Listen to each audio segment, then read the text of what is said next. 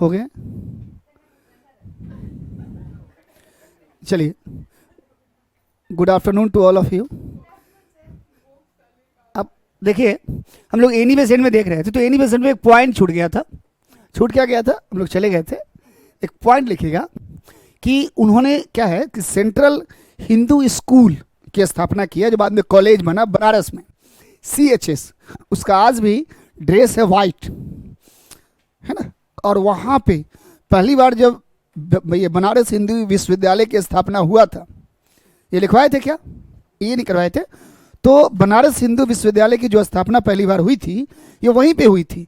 जब आप बनारस स्टेशन पे जाओगे, तो बनारस स्टेशन से जब गुजरोगे ना, तो रास्ते में पड़ेंगे आपको, ठीक है। हाँ, BHU नहीं, पहले वाली। बाद में मदन मोहन मालवीय ने जमीन लिया और फिर लंका के पास, ये श्रीलंका नहीं, एक वहाँ जगह है लंका, वहाँ भी बनाया। BHU के गेट को लंका कहते हैं। देखिए, तो लिख लीजिए सी एस्टेब्लिश्ड, ये एनी बेसेंट में लिखेगा सी एस्टेब्लिश्ड, CHS यानी सेंट्रल हिंदू स्कूल इन 1896, CHS कहते हैं जिसको। और यही बाद में क्या बना? कॉलेज बना, 10+2। और बाद में BHU इसी यहीं पे लेट मतलब फाउंडेशन रखा गया था। ये इंपॉर्टेंट कर लीजिएगा, लिखिएगा 1896 में एनी बेसेंट ने बनारस में सेंट्रल हिंदू स्कूल की स्थापना की। ये पूछेगा।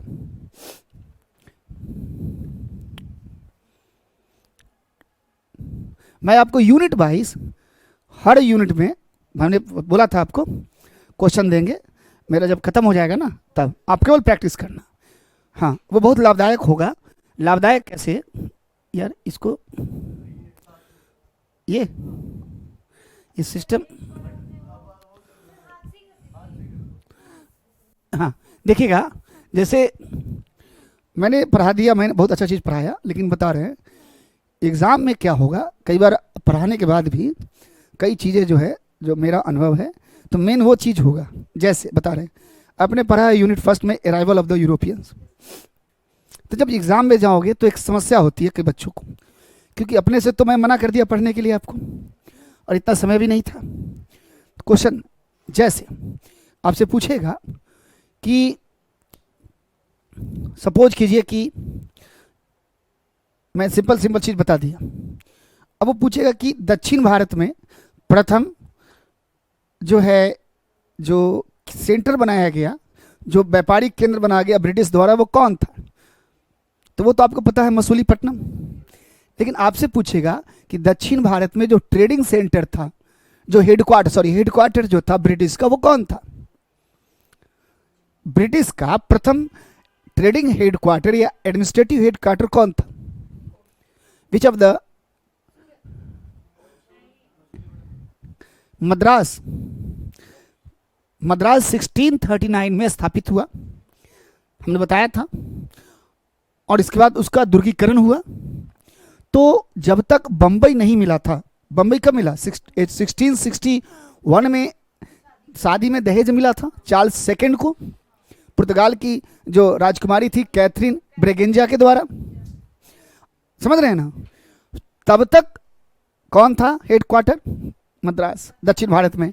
पश्चिम भारत में फिर उसका स्थान ले लिया बंबई। तो ये छोटी छोटी चीज़ें जो है, आपको मैं कई बार समझाया था, कई बार बताया, कई बार क्या होता है डायरेक्ट आता है। जैसे आप पढ़िएगा, थर्ड एंग्लो मराठा वॉर में भीमा कोरेगांव का बैटल, तीसरे में हुआ था भीमा कोरेगांव का बैटल, जिसमें ब्रिटिश जीता था। और महार जो निम्न जाति होता है, पेशवाओं के विरुद्ध उसको क्या किया था? सपोर्ट किया था। ऐसे सवाल पूछेंगे आपसे। तो मेरा जो है ना, मुझे याद था, मैं ऐसे सवाल दे दूंगा हर यूनिट में, और आप क्या करना, उसको एक्सप्लेनेशन के साथ देंगे, करना नहीं है, उसको रीड आउट करना है ना। और बना हुआ है सब, ऐसा नहीं है, क्योंकि कई बार क्या होता है कि चूंकि मैं IAS को ही पढ़ाता हूँ बेसिकली, तो कई बच्चे जैसे पीसीएस के होते तो उन्हें भी ज़रूरत होता है, तो मैं प्रिंट करवा के रखे तो मैं दिलवा दूंगा सर से, है ना। अब देखिए एक आगे है, इससे केवल पूछेगा जैसे यंग बंगाल, ये क्या आ गया, सही है। यंग बंगाल नाम सुने होंगे, यंग बंगाल मूवमेंट किसने चलाया था? एक डेट नहीं था, एक कोई पार्टिकुलर डेट नहीं था।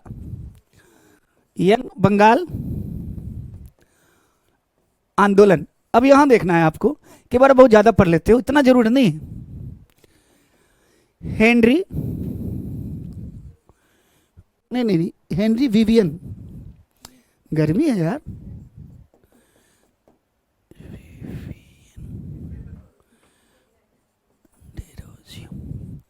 देखिए नाम क्या याद रखना है, हेनरी विवियन, ध्यान से,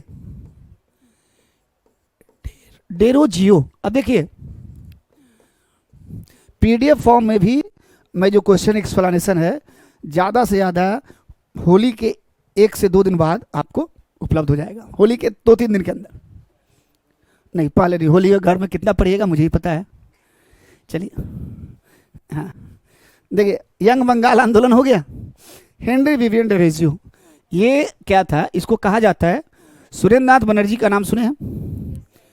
तो Surendra Nath Banerjee called him father of Bengal renaissance, Bengal के पुनर्जागरण का पिता कहा जाता है। लिख सकते हैं, नीचे लिख लीजिएगा, सुरेंद्र नाथ बनर्जी यानी S N. Banerjee called him father of Bengal renaissance. इन्हें सुरेंद्र नाथ बनर्जी द्वारा बंगाल के पुनर्जागरण का पिता कहा जाता है। पुनर्जागरण पता ही है, फादर ऑफ बंगाल रेनेसा।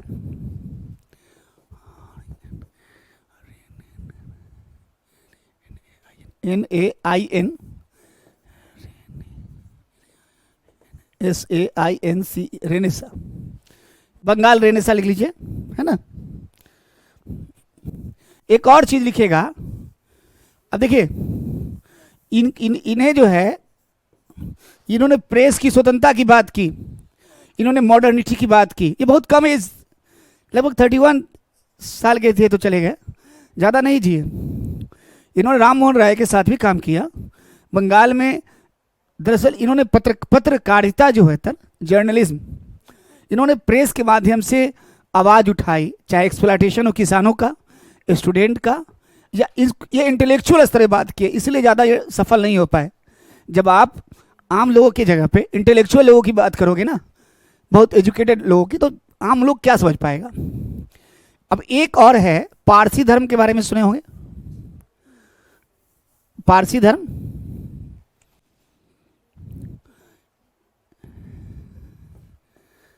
रह नुमाई मज दायसन सभा, दिखाई दे रहा है ना, इसमें दिखाई दे रहा है, सही है, कलर सही है, मुझे क्यों नहीं दिख रहा है सही से? नहीं, रहनुमाई दयासन सभा, यह पारसी धर्म में सुधार के लिए लाया गया था। Persian social religious reform, it was established for Persian social religious reform, Parsi धर्म में सामाजिक धार्मिक सुधार हेतु।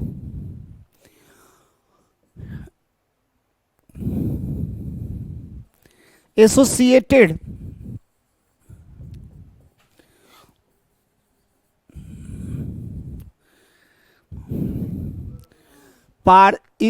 लिखेगा, it was established for reform in,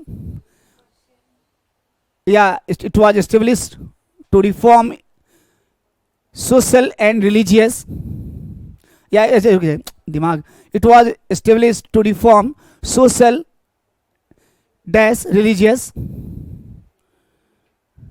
in Persian religion, Parsi धर्म में समाज धर्म सुधार हेतु स्थापित, पारसी धर्म में समाज धर्म सुधार हेतु स्थापित। ठीक है, यानी पारसी धर्म में भी तो कमियां थी, तो उस कमियों को सुधार करने के लिए। अब देखिए एसोसिएटेड रिफॉर्मर का मतलब क्या होता है, कौन कौन से लोग थे? ऐसे तो बहुत सारे लोग थे, लेकिन मेन मेन याद रखिएगा, जैसे दादा भाई नौरोजी। हाँ, ये क्या है?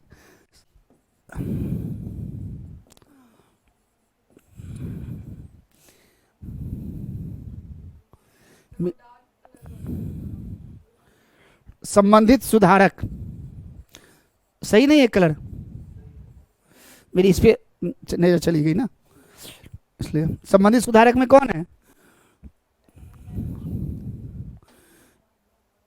Are K Cama, K M A, S S Bengali,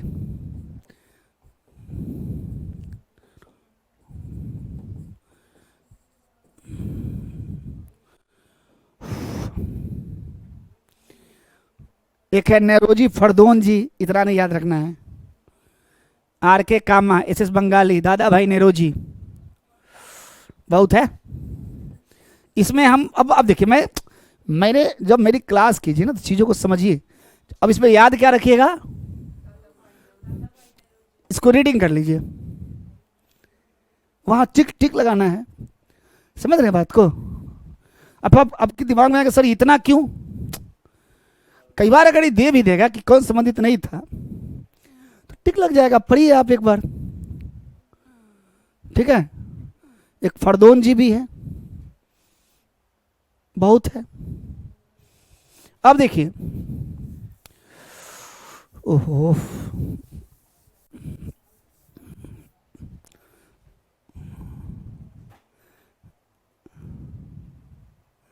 अब देखिए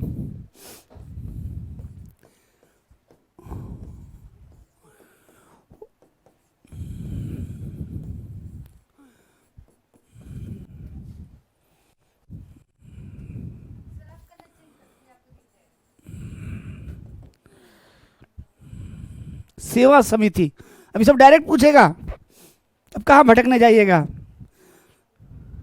कि सर ये नहीं पढ़ाया, ये नहीं है, लो। और क्या भाई, मैं तो पता है ना, ये पढ़ाने के बाद कुछ क्वेश्चन दे देंगे बस, उसके बाद पढ़ना ही नहीं है कुछ। सेवा समिति वो तो एग्जाम में पता चलेगा।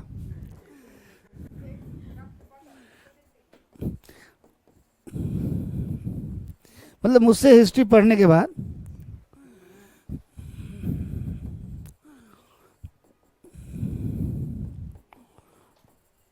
कुंजरू, देखिए के ऐसे है, कुंजरू, कंजर नहीं होता है। अरे बहुत बड़ा आदमी थे, मैं याद करने के लिए बताया, ये तो बहुत बड़े आदमी थे।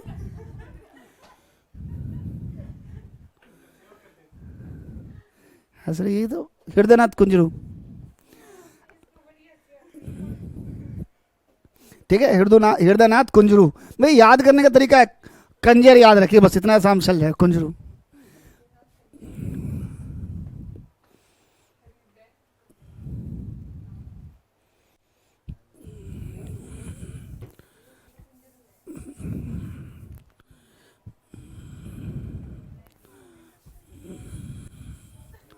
अब देखिए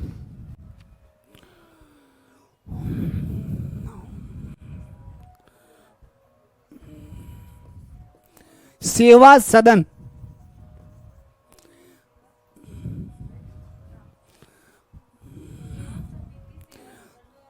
हाँ इसीलिए तो मैं लिखवा रहा हूं साथ साथ। यूपीएससी बहुत दुष्ट है, हरियाणा यूपीएससी जितने पीसीएस और आईएएस के जो कमीशन होते हैं